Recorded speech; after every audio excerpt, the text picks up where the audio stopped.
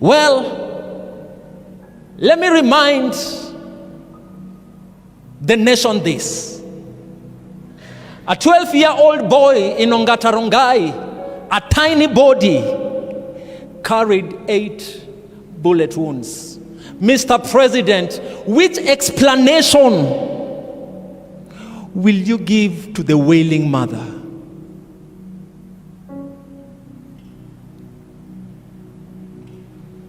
I have read the scripture, fight the good fight. I'm coming to the scripture. Which explanation are you going to give to the wailing mother of a 12-year-old boy that doesn't know anything about demonstration?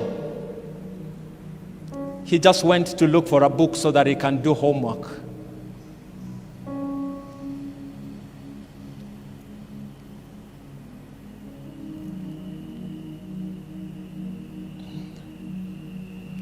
Police officers firing live bullets.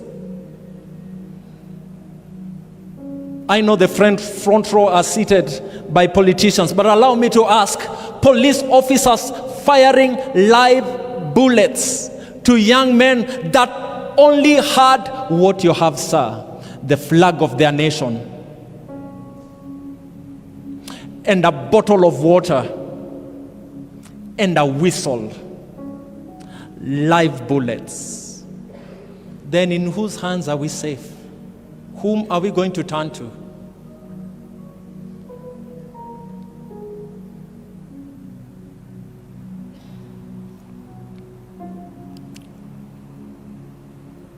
Which explanation are you going to give to their parents? We saw them on TV with guns. The guns didn't have any tear gas. And they were aiming at innocent Kenyans.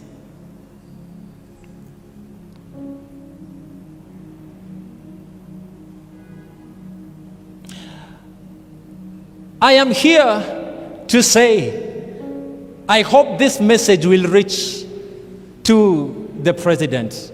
I am here to let the president know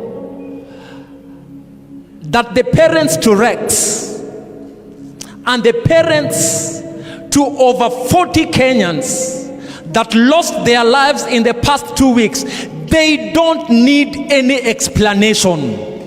What they need is justice.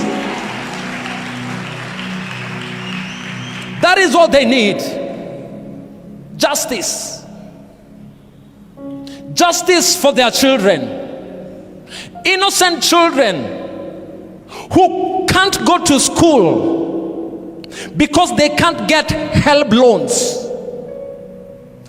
Innocent children who can't go to campus because joining campus right now is a project. They were just expressing their disappointments. They don't need explanations. They need justice.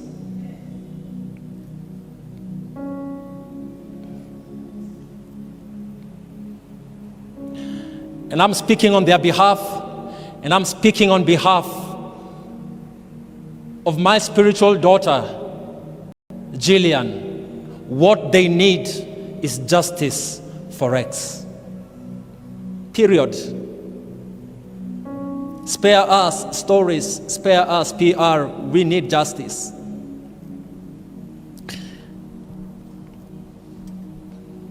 I'm finishing. I'm going to the scriptures. But let me make this clear. All we are asking for is justice for Rex. Because the officer who killed Rex is eating right now with his family. When the mother and the father to Rex cannot eat when they imagine their son is in the cold room. All they are asking for is justice for Rex. Mr. President, we don't want explanation. All we are asking for is justice for Rex. Because the police officer who killed Rex is sleeping in his house with his wife and children, when the father to Rex is sleeping outside in the cold.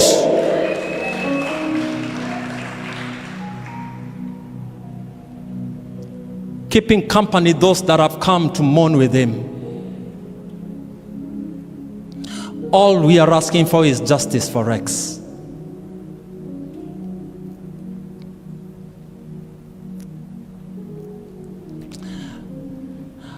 All we are asking for is justice for Rex.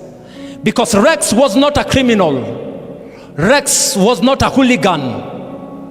He was a responsible Kenyan. In fact, to make it clear, Rex was not even part of the demonstrators. He was just from work. He fell in the hands of the police officers when he found himself in the midst of the demonstrators.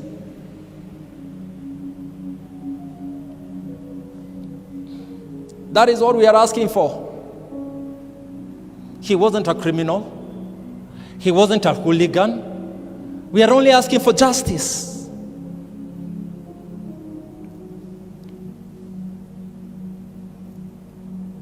Yesterday, they published images of the most wanted 40 demonstrators.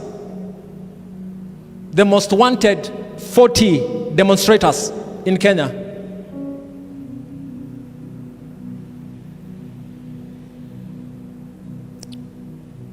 Mr. President,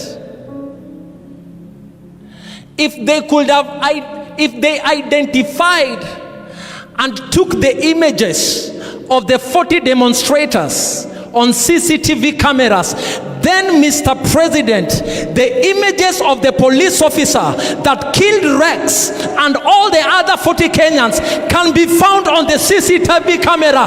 All we are asking for is justice for Rex. Am I preaching good?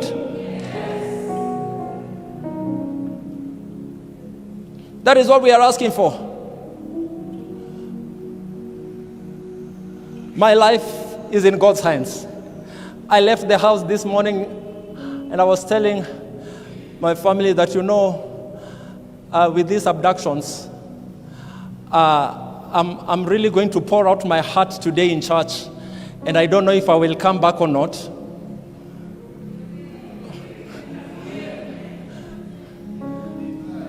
But we just need to say it as it is.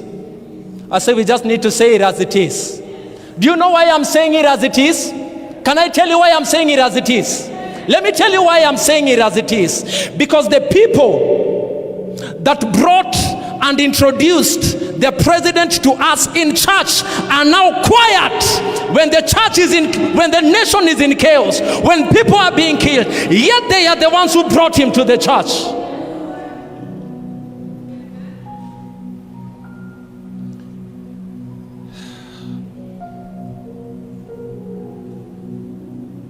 At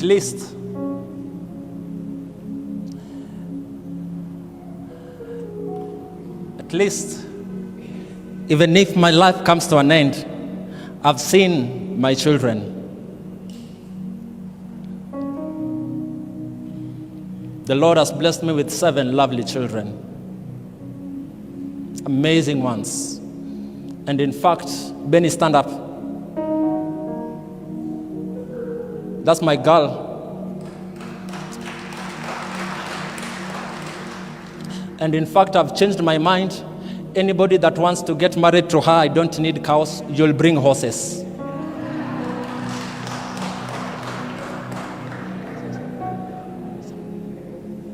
Yeah, that's a deal. Horses, not cows.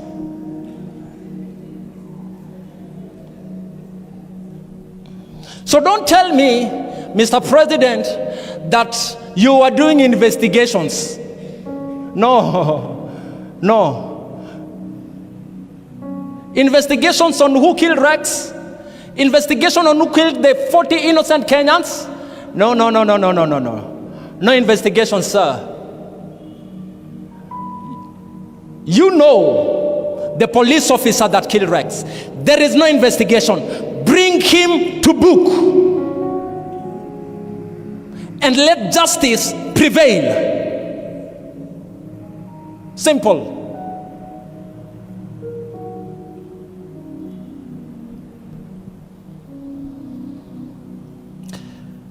Paul is saying in the scriptures that fight the good fight of faith. Okay. Because Rex, they say he was part of the demonstrators. Let us take it that way, that he was part of the demonstrators. Fine. Okay. He was part of the those who were demonstrating. Paul is saying in the scriptures, fight the good fight of faith. I can confidently stand here today and say, Rex fought the good fight.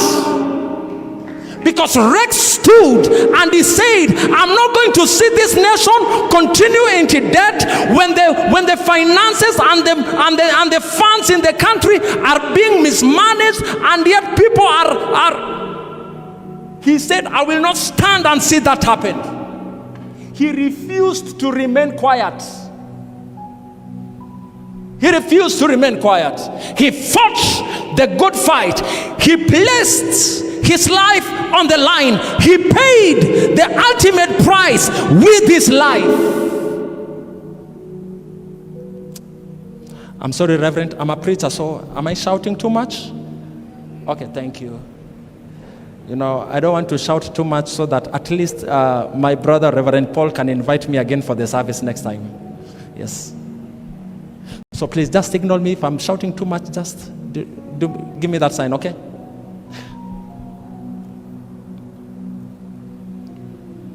Fight the good fight. So he died fighting corruption. Rex died fighting corruption. Rex died fighting cartels. Rex died fighting misappropriation of funds.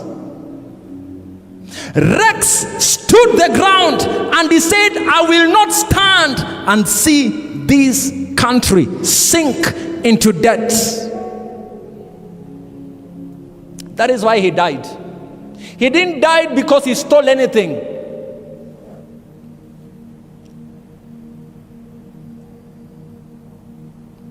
My brother was there. He was one amongst the people that were demonstrating. My son was there, although he was now in the media, taking videos and reporting them to the news. My baby sister was there, demonstrating. They placed their life on the line for the sake of their nation. They refused to remain silent. And they asked themselves, until when shall we continue to be quiet?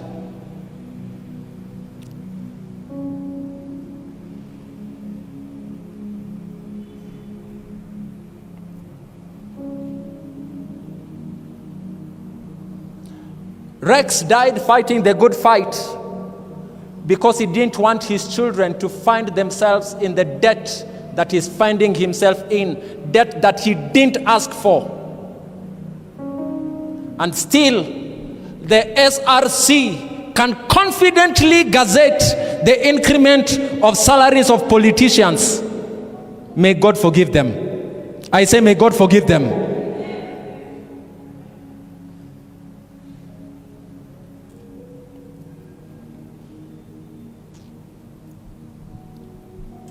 Paul is saying in the scriptures, he's saying that I have fought a good fight. I have run the race and I have kept the faith.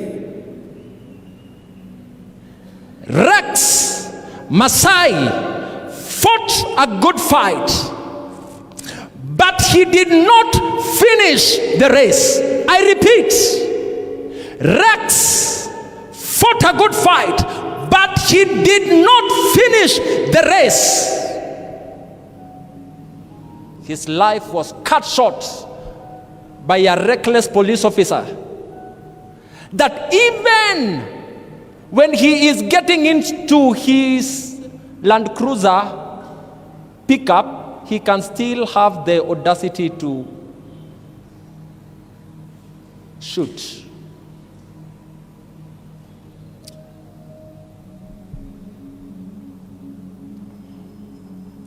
I'm remaining with 15 more minutes.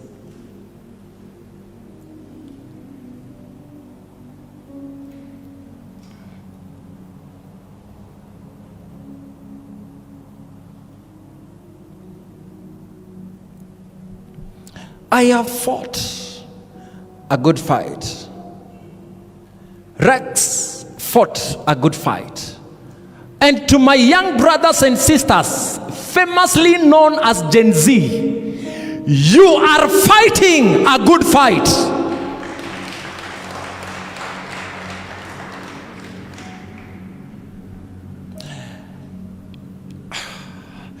Your fathers will not say it because they didn't do it. And because they didn't do it, that is why you are doing it. You are fighting a good fight. Kudos. I celebrate you. This nation will be glad you came. This generation will be glad you came. This generation will smile because Rex placed his life in line. You're fighting a good fight. Keep on fighting. I'm delighted that even now, when the demonstrations took a different turn and it was invaded by thugs and hooligans and criminals, they distanced themselves and they said that our protest was peaceful. And because their protest was peaceful, President Ruto has never backed down. The young men, Generation Z, for the first time in the history of this nation, they made a finance bill to be thrown out. Kudos, Gen Z, you are fighting a good fight. I celebrate you and I honor you. When Christ comes and finds me alive, I will tell him, Father, I'm glad that I was part and I saw the revolution that my generation brought.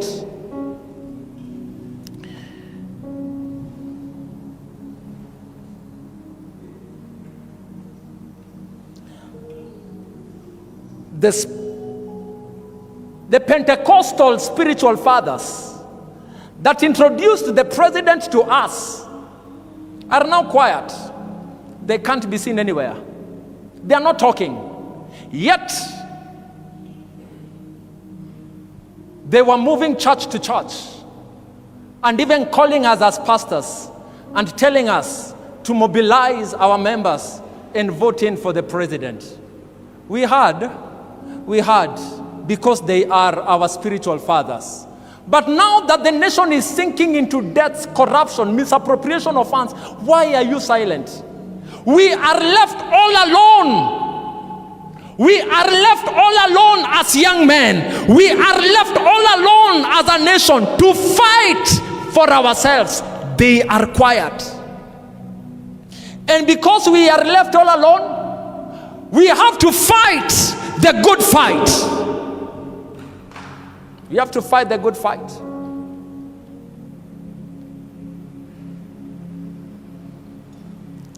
And therefore, ladies and gentlemen, I have a question that I want to ask you this afternoon, even as I finish. Are you fighting the good fight? Are you fighting the good fight?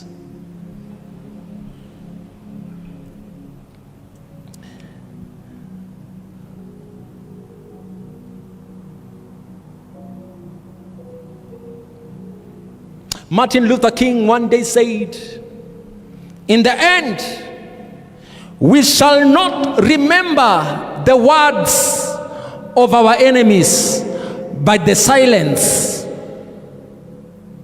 of our friends." When Rex died, I wasn't in Nairobi. I was in the village. And I received a call that Rex has been shot dead.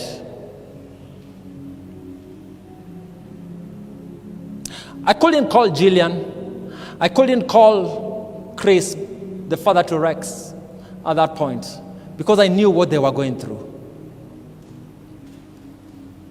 But something happened. My baby sister, who is in campus, when I was in the village, seated down, supervising some projects that were being done at home, I looked at my sister and I saw her looking at me direct in the eye, because she was also in the village. And when she looked at me, I felt that something was wrong, and I assumed it. She kept on looking at me.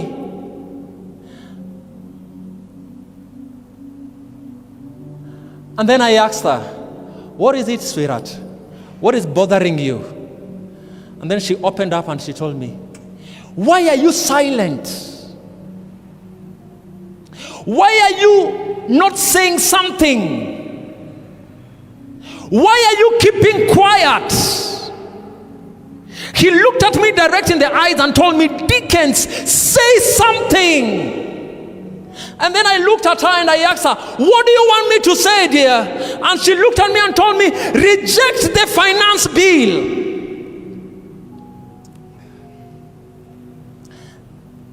And for the first time, I had to make my stand known about the finance bill.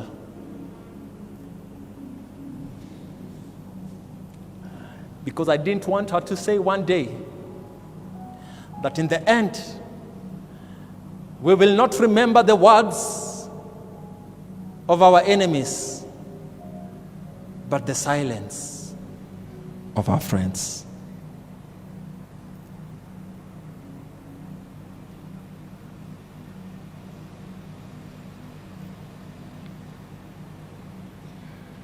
Ladies and gentlemen, are you fighting the good fight?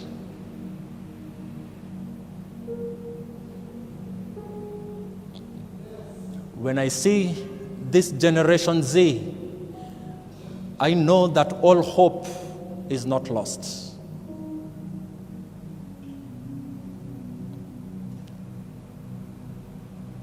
All hope is not gone. There is still hope. There is still hope. Are you fighting the good fight?